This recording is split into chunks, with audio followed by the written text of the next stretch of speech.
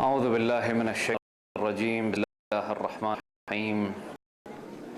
ثم الصلاة والسلام على خير أنبياء الله وسيد المرسلين حبيب إله العالمين أبي القاسم محمد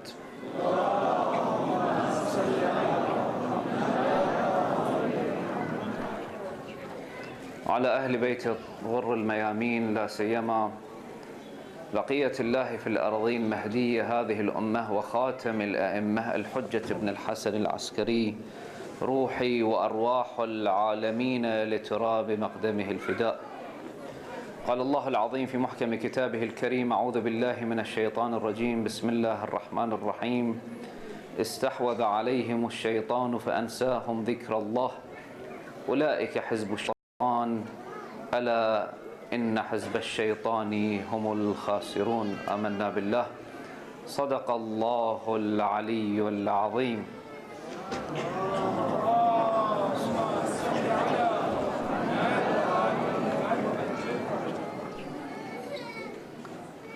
Narration from Imam al-Rida salawatullahi wa salamuhu alayhi, talking to Ibn Shabib. Ya Ibn Shabib, إن سرك أن يكون لك من الثواب مثل ما لمن استشهد مع الحسين عليه السلام فقل متى ما ذكرته يا ليتني كنت معهم فأفوز فوزا عظيما. O Ibn Shabib, if you want to be like the people who aided and who was with Imam Hussein at the day of Ashura, when you remember Imam Hussein, say, Ya laytana kunna ma'ahum fanafuza fawzan azima. I wish I was there at that day of Ashura. Sallu ala Muhammad wa ali Muhammad.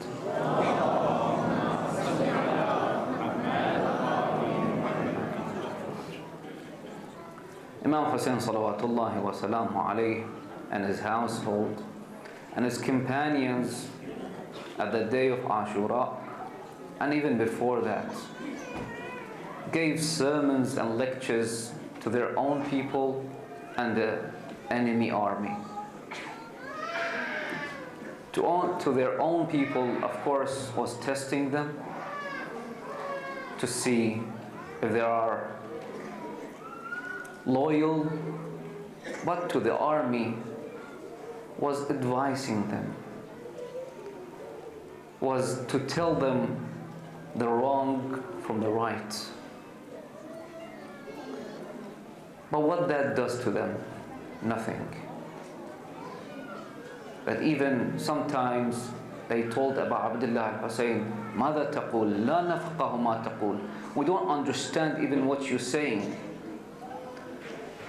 The ayah, the verse that I just recited at the beginning, is what Abi Abdullah al-Hussein salawatullahi wa salamu alayhi said to his son Al-Imam Zayn al-Abidin salawatullahi wa salamu alayhi majma'in.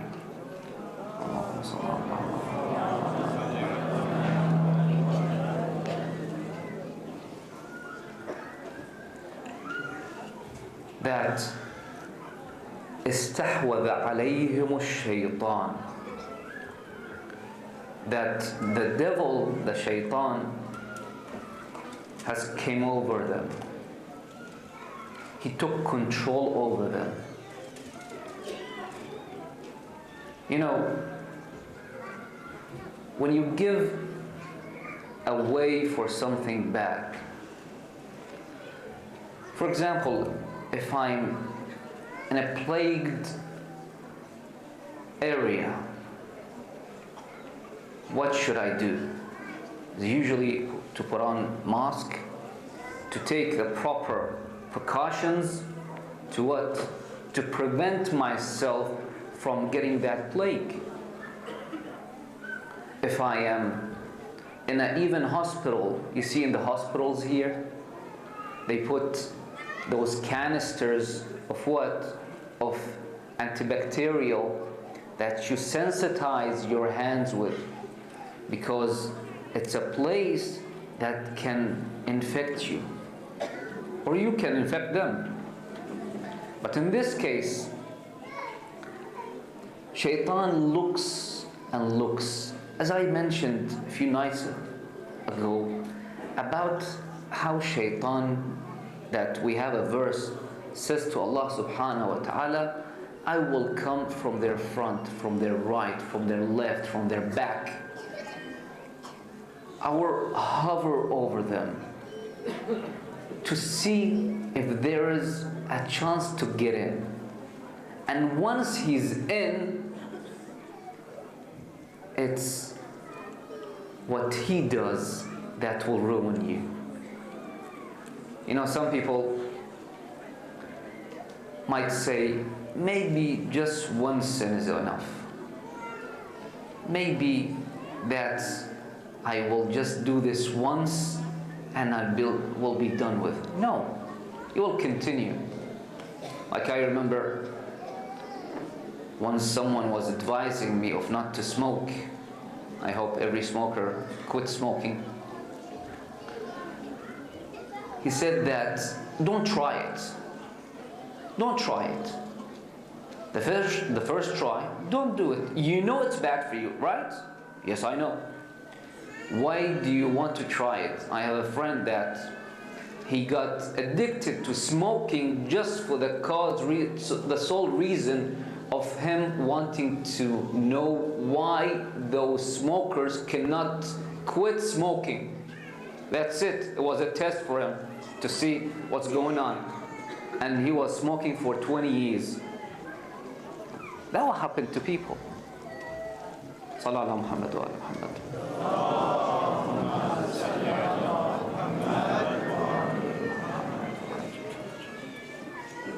So Imam Hussein, when he was talking to them, they were blocked. Their heart was already blackened. إِنَّكَ لَا تُسْمِعُ الصُّمَّ الدُّعَاءَ. When you talk to someone who's deaf, he cannot hear you. إِنَّكَ لَا تُسْمِعُ الْمَوْتَى, in the same verse, that you cannot make those dead people hear you. So they were dead. Inside, they looked like human. They looked like someone who is a human in his look, but inside they were worse than animals. إِنْهُمْ كَالْأَدْعَامِ. Those are like animals, but even worse. Because inside, their heart is already blackened. So how would that happen to them? You know, we don't want to have the same attributes and the same problem that the army of Umar ibn Sa'd, the army of Yazid had.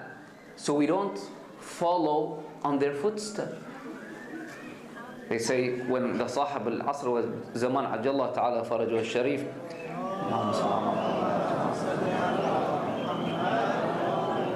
will reappear and come back, he will kill those people who are on the footstep and the people who are accepting what been done to Abi Abdullah al-Husayn salawatullahi wa salam alayhi.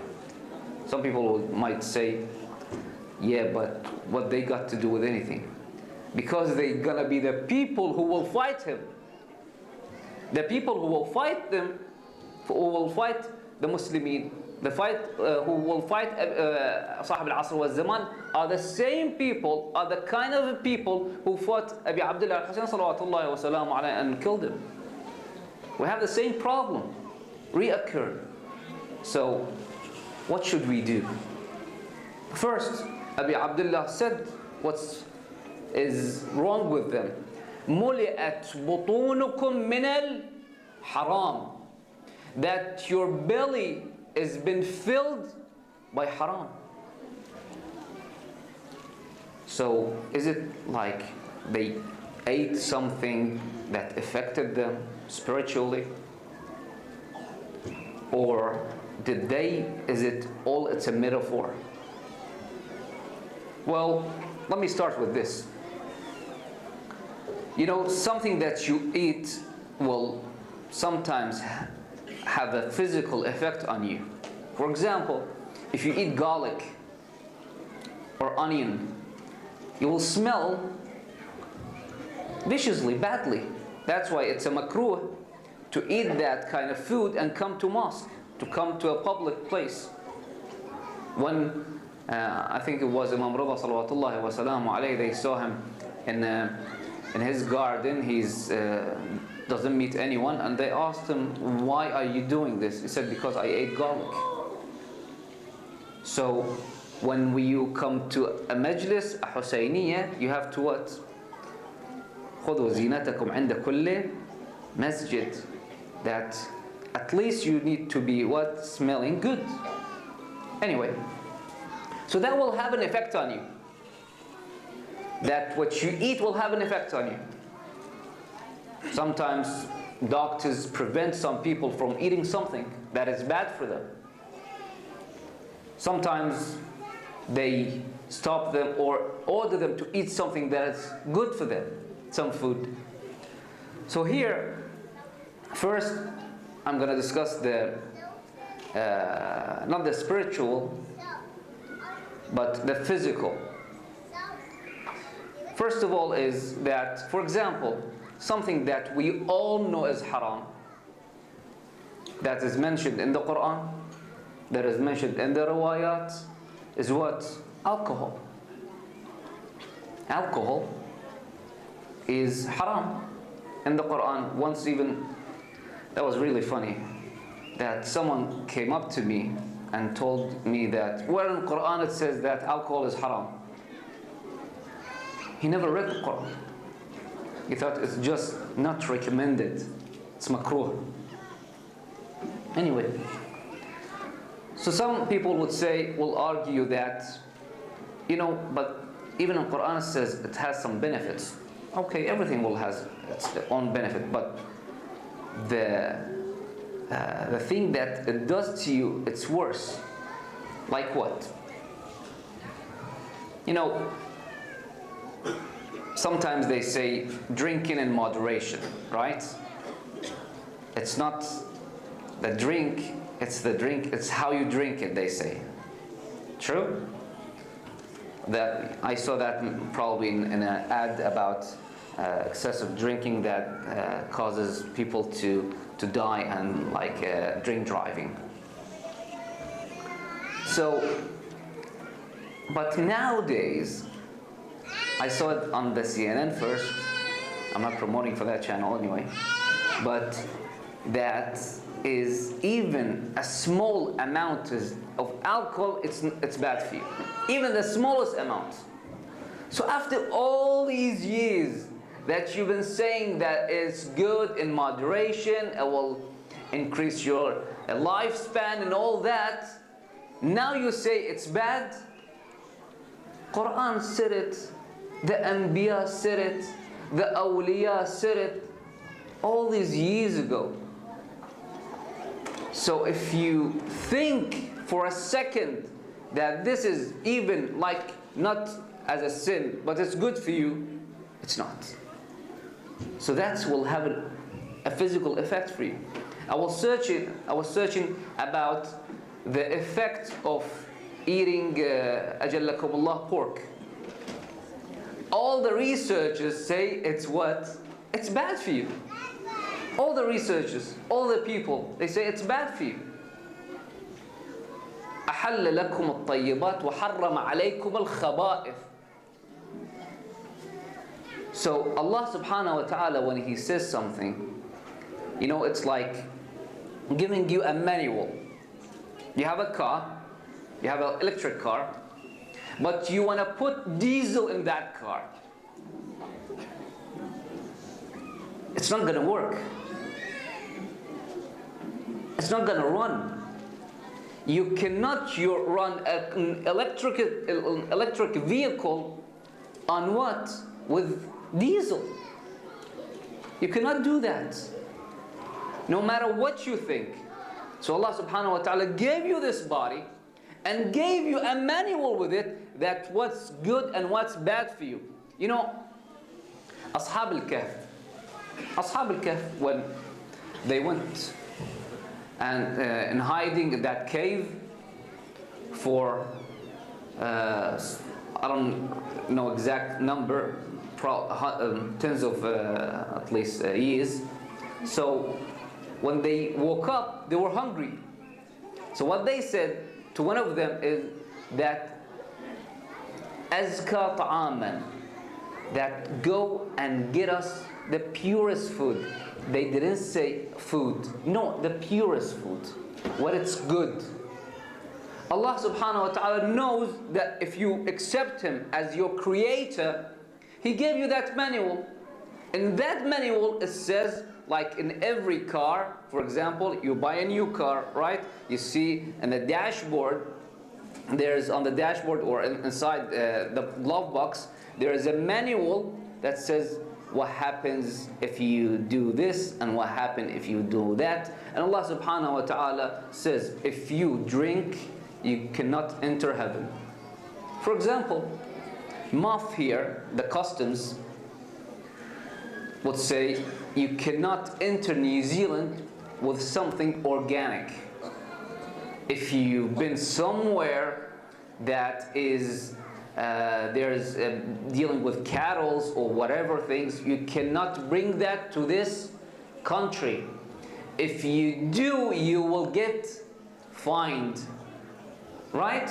So this is the same thing too. You want to enter heaven with a belly filled with alcohol? You cannot do that. Allah subhanahu wa ta'ala says that لا يدخل الجنة خمار. Someone who is used to drinking cannot enter heaven. Now some people say, yeah, but it's alright to come to Majlis of Abdullah al-Hussein, that will wipe your slate clean. He's still drinking. This is not going to benefit him.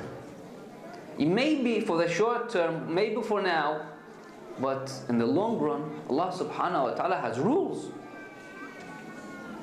That rule cannot be bent for what? For someone that is insisting on doing haram. So insisting on doing that, it will hurt him physically and spiritually. How can you even talk to someone who is drunk? Nowadays they have this new law on the airplanes that someone cannot be drunk on the airplane because what? He will cause problems. So we see that all around us. I remember this reading it I was reading it in Herald when it used to be a newspaper, that we need to put labels, warning labels on alcohol, as same as we do with what? With tobaccos. So even those people are saying that. The people who produce it saying that. Like someone, you see all these warning signs, like on the smoke when you buy it, you see all these warning signs. So if you get cancer, you're not going to blame the tobacco company. You have to blame who? Just yourself. So this is the same too. If you drink and do these bad things, there's no one to blame but yourself. Of course, there is another angle to it, the spiritual.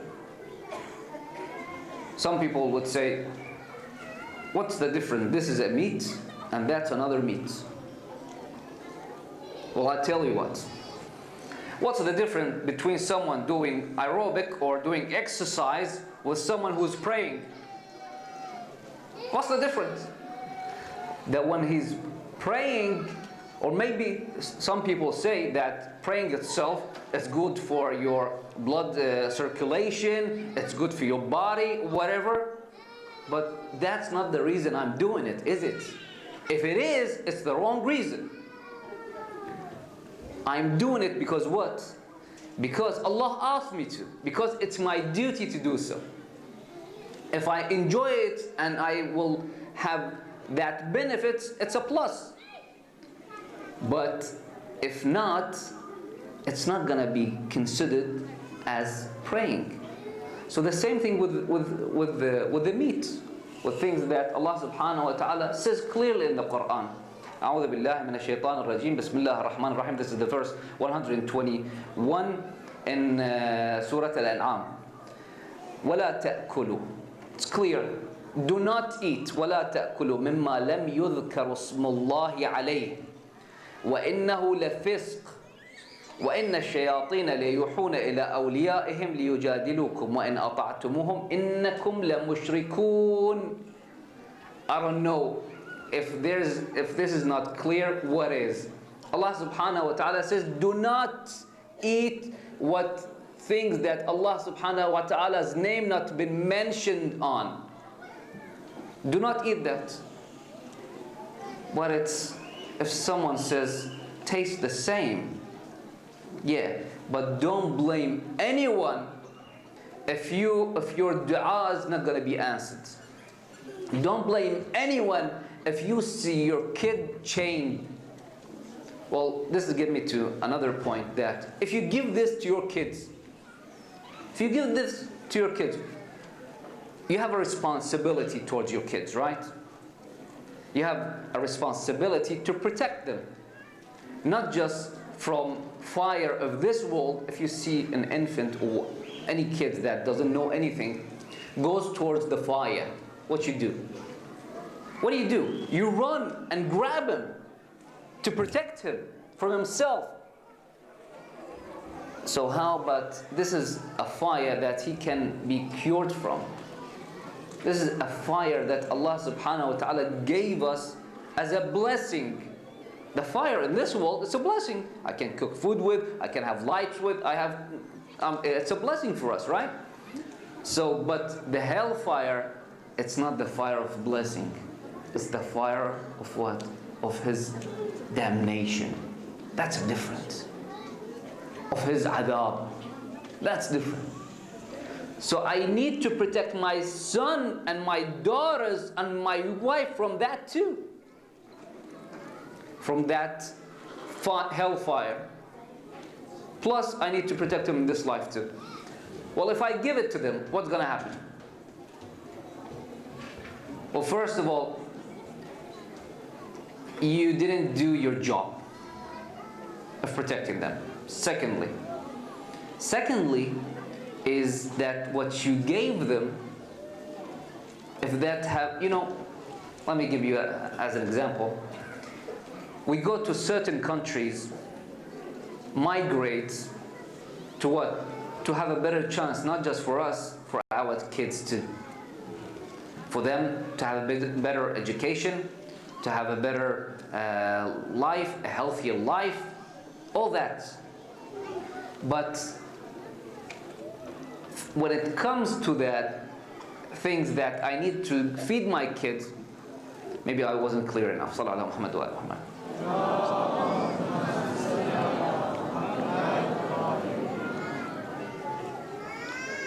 So I do all that in order to what? For them to have a better life. If I give them this, I condemn them for them not having a better chance in a spiritual life, and a better spiritual life. And that will have an effect, not just maybe on them, they're innocent. They're innocent. You put them in a good school, he has a better chance. If you put them in a bad school, he will have a less chance. So if you give them a good food, you give them a better chance. You push them. But a bad food will do the same. Will keep them. So you might say, again, that's not fair. Okay. But is it then fair that this will have a repercussion on you? When you grow old, they're not going to care about you. When you grow old, they're not going to listen to you. When you want something from them, they're not going to accept or do what you ask them. This is going to will backfire on you. Was your job to feed them a proper food, and you didn't. Of course, we need not just to go to halal butcher shop, we need to read at least on the ingredients on what we eat. I've seen some people, they don't care. It's a chocolate, so it's a chocolate. Call the company. Ask the company. Sometimes they will say to you that no, it's not good for a Muslim to even consume. Sallallahu alaihi Muhammad wa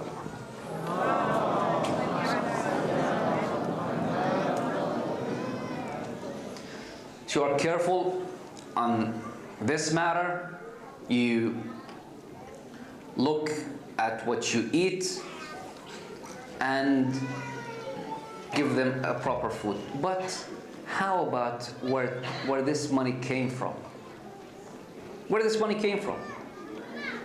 Maybe some people insist on buying halal food, but their money doesn't come from a good place, a place that is halal. I've seen people, they looked at least in a certain way, they dress and they look Muslim, but what he's selling is lottery. What he's selling is for people to gamble. When he feeds his kids with that money, even as if it's a halal food, the source is a bad source. The source has been contaminated. So even if it's a pure water, when the source is contaminated, the water is contaminated also. You need to see where you got your money from. One of the things that Allah subhanahu wa ta'ala will ask us on the day of judgment, it's where your money came from. مَا لَكَ مِنْ أَيْنَ أَتَيْتَ بِهِ. Where did you get this from? What was your job? Of course, then your salat and then your life, your youth. So where did you get this from? Some people, of course, again, this is a good source. It's a halal source. He works, he sweats to earn his dollars. So all this has been ticked. There's one thing left that a lot of people don't even notice or don't even care about. Is what Allah subhanahu wa ta'ala clearly says that in the Quran. أعوذ بالله من الشيطان الرجيم.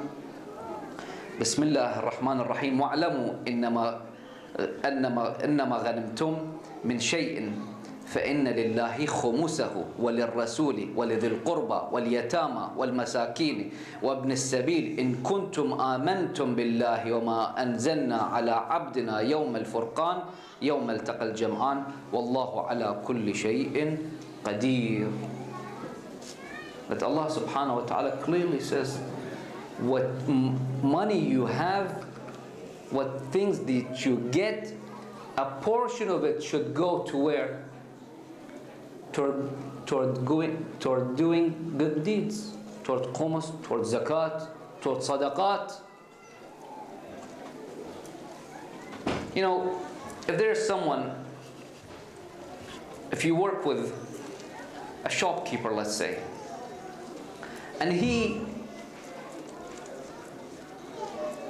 gives you more responsibility day after day. One day he say that I need to leave this country, I need to leave. So I will give you 50% of what you work and what you earn and what you the benefits from this shop. Is it fair or not? Is it fair or not? Tell me. It's a fair deal, right? 50-50. Okay. One day the shopkeeper comes and say, no, you're working a lot, you deserve more. I will give you 75%. I will give you more. You'll say, okay. One day he comes and tells you, okay, no, I will give you the 100%. The whole thing is free. You would love that, right? It's a lifetime deal. So he leaves. One day after years he comes and tells you, okay, can I have just 20% of what you just earned last year? And if you say no, what that makes you? What that makes you? A heartless person. He gave you everything, and he just asked you for 20%. That's it. Allah subhanahu wa ta'ala says that to the people. But some people, I discussed it with them about this issue, that say, where's the money goes? Okay, you take ijazah, and you can spend it in this country. Where this came from? Where do you think it came from? All this place, other places that we can gather around and sit and do dhikr musibah Abi Abdullah al-Husayn salawatullahi wa salamu alayh, dhikr musibah Ahlulbayt salawatullahi wa salamu alayh. Where all this came from? From that just 20% that some people donate. So we need to tick all the boxes in order to what? To have a halal food on our table. Sallallahu Muhammad wa Muhammad.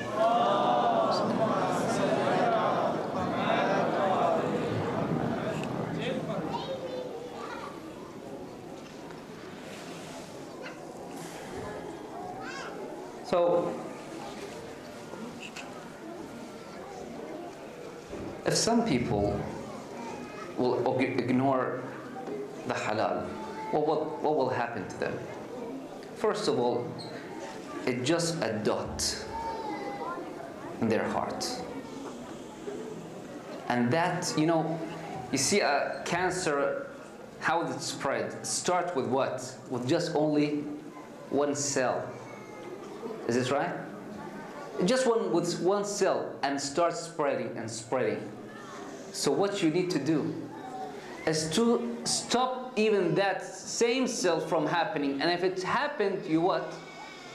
You take it out. You kill it. So you need to do what? If you do something, some sin, immediately say, Astaghfirullah Rabbi wa atubu ilayh. Those people who came to fight Abi Abdullah al-Husayn salawatullahi wa salamu alayh were the same people, the sons and daughters, or the sons of daughters and the sons of the people who did what? Betray Amir al-Mu'mineen salawatullahi wa salamu alayh.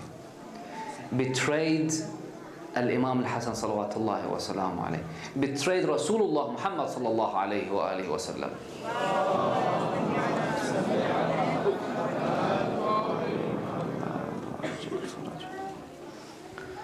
So if I want to prevent myself of being like them, I have an example. A bad example, yes. Fir'aun, Shimr, Umar ibn Sa'ad, Yazid, all these bad examples, to not be like them. You see, they do some shows about crimes, right? To what? Sometimes to prevent people from committing that crime, because the punishment gonna be what? Severe. The punishment for the killers of Abu Abdullah al-Husayn, what was it? Severe in this life. Even to extend that Muawiyah ibn Yazid. Muawiyah ibn Yazid was the son of what? Yazid ibn Muawiyah. The name was, he was the person who inherited the throne of that Khilafah. So, you know what he did? He said, a Khilafah is like this, I don't want it. I don't want it. Some people, they written articles and giving speeches about what Muawiyah ibn Yazid did. You know, Muawiyah ibn Yazid, he saw that his father in 1 year killed who? Abi Abdullah al-Husayn. The next year he invaded Medina, killing Ashab of Rasulullah sallallahu alayhi wa alihi wa sallam, and raping the women of Medina to Rasulullah sallallahu alayhi wa alihi wa sallam. Third year, what? He destroyed the Kaaba itself. So when his own son saw that, said, I don't want the whole thing. So that's why the Marwanis took over. And they became the dynasty, they continue the dynasty of Umayyad. That's why the whole thing, the Muawiyah's nasl been cut off. They even killed Yazid ibn Muawiyah. It's all gone. So I have them as an example.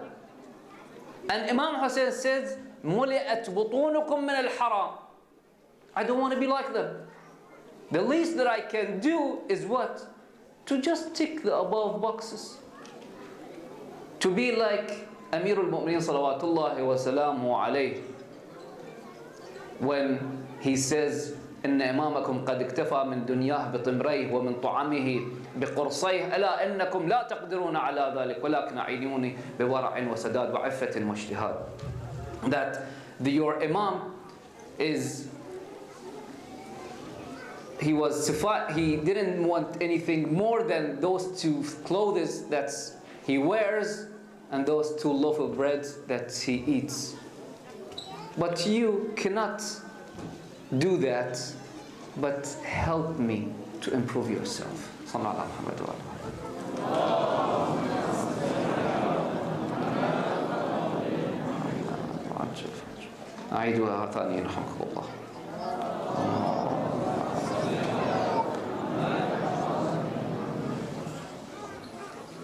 So when it was the day of Ashura, Imam Hussein saw his companions, all martyrs on the plain of Karbala. He started looking, calling for his companions, but there was no answer. Their head was severed from their bodies, all been martyred. He looked to his Ahlulbayt, there was no one left. Rabab, the mother of Ali al-Asghar, Abdullah al-Radi'. You know, there is different narration, but what is certain is that Abi Abdullah al-Hussein had two little babies, little infants, at the day of Ashura at Karbala, and they've both been killed. But Rabab, the mother of Abdullah al-Radi', she brings Abdullah al-Radi' to his aunt, saying that there's no milk left in me. I do not have anything to feed your baby. He cannot even open his eyes. He's thirsty. Can you take him? I was wondering today, why Rabab gave her own son to his aunt. But maybe, you know, sometimes when a baby cries, the first one is to run for that baby, it's his mother. But Rabab saw that he cannot even cry. So she couldn't even bear to see her own kid. So Sayyidah Zainab took the baby to Abi Abdullah al-Hussein salawatullahi wa salamu alayhi. Abi Abdullah al-Hussein, he saw him in this way. He put down his armor, put down his shield, he put down his sword, and said to Zainab, Nawalini waladi al-Radi', give me my infant child. So Imam Hussein goes to the enemy, and they know that he's not coming here to fight, and there's something in his hands. Abi Abdullah al-Hussein tells them, إن كان للكبار ذنب فما ذنب هذا الرضيع. If we have sinned, if we have committed any crime, what's the crime of this little baby? ألا ترون أنه يتلظى عطشا. Yataladha has two meanings. The actual meanings is something that is on fire. But there's a different meaning too. Is when you take out a fish and the fish is dying, the last breath of that fish, when it opens its mouth and it closes it, that's what it says, Yataladha. So Abdullah al-Radi' was Yataladha atasha. He was dying. So they had three options. Two is to give him some water, to take him and give him some water. And they could say, we gave water to even our enemy. They had another option, to leave him be. He's already dying. See, he could have died himself, but no, they couldn't do that. So they start arguing among themselves. The enemy will start arguing, the camp of the enemy of Umar ibn Sa'ad. Some would say, give him some water. It's a baby. But some would say, kill them all. Don't let anyone of this household survive. So Umar ibn Sa'ad looks at Harmala. He tells Harmala to end this discussion. Harmala, he says, the father or the son?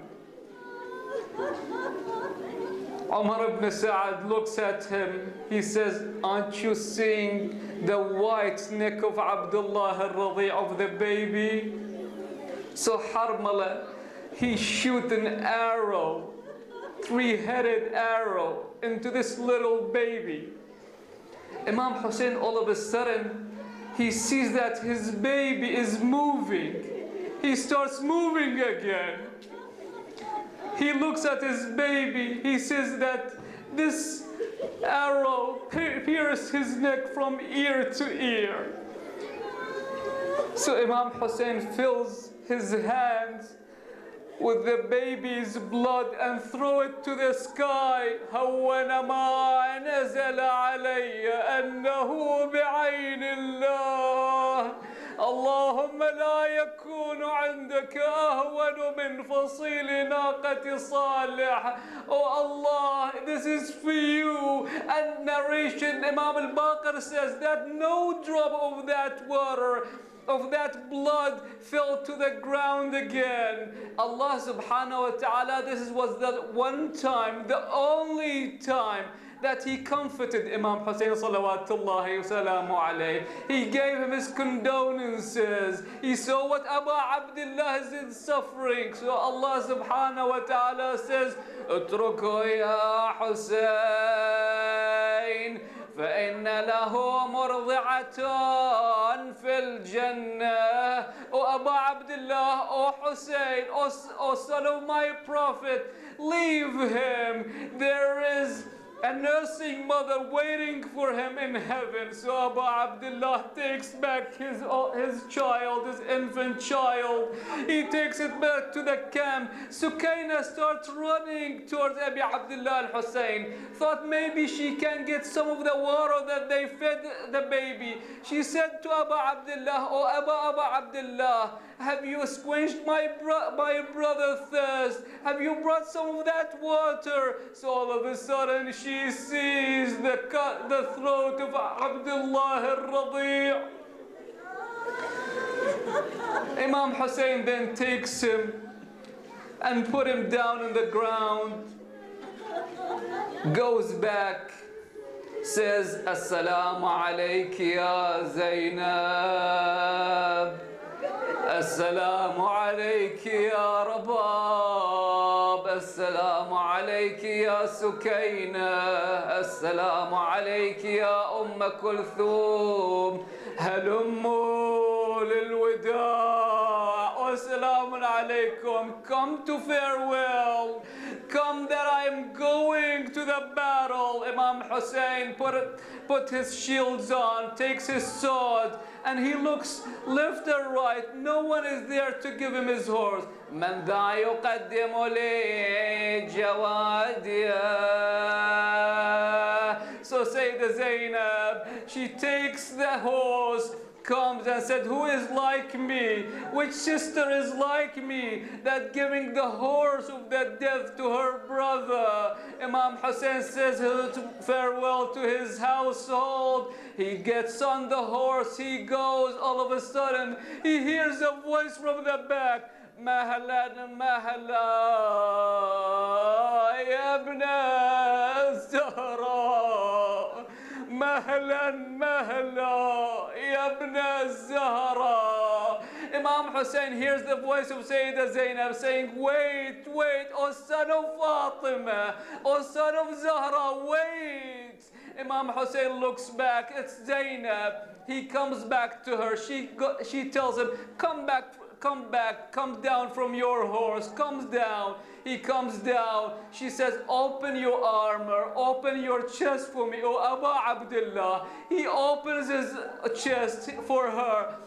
She starts kissing his chest. She starts smelling his chest. She starts kissing his nahr. She starts kissing his throat, his neck. And she turned toward Medina. قد استردت الوديعة. O mother, O Zahra, I filled my duty. I did what you asked me of doing. And Abu Abdullah asked her, what our mother Fatima asked of you. She said, at the day of Karbala, when Imam Hussein wants to go to the battle, instead of me, I'm not gonna be there at that day. I'm not gonna be there. So kiss his neck for me. Kiss his chest for me. The chest has been pierced by the arrow, and the neck is gonna be severed. Inna lillah wa inna ilayhi raji'un. وسيعلم الذين ظلموا آل بيت محمد هي منقلب سينقلبون والعاقبة للمتقين. اللهم إنا نسألك وندعوك باسمك العظيم الأعظم الأعز الأجل الأكرم يا الله يا الله يا الله يا الله يا الله يا الله يا الله يا الله يا الله يا الله يا الله. اللهم عجل وقرب في فرج صاحب العصر والزمان. اللهم اجعل فرجنا مع فرجه. اللهم انصر الإسلام والمسلمين واخذل الكفر والكافرين واجعلنا في أوطاننا سالمين غانمين. We recite this ayah for the speed recovery of our sick people. The Shia of Ali ibn Abi Talib salawatullahi wa salamu alayhi, that didn't have and couldn't come to this majlis, didn't have this opportunity to come here. أعوذ بالله من الشيطان الرجيم. بسم الله الرحمن الرحيم. أمن يجيب المضطر إذا دعاه ويكشف السوء. أمن يجيب المضطر إذا دعاه ويكشف السوء. أمن يجيب المضطر إذا دعاه ويكشف السوء. أمن يجيب المضطر إذا دعاه ويكشف السوء. أمن يجيب المضطر إذا دعاه ويكشف السوء. صلوات.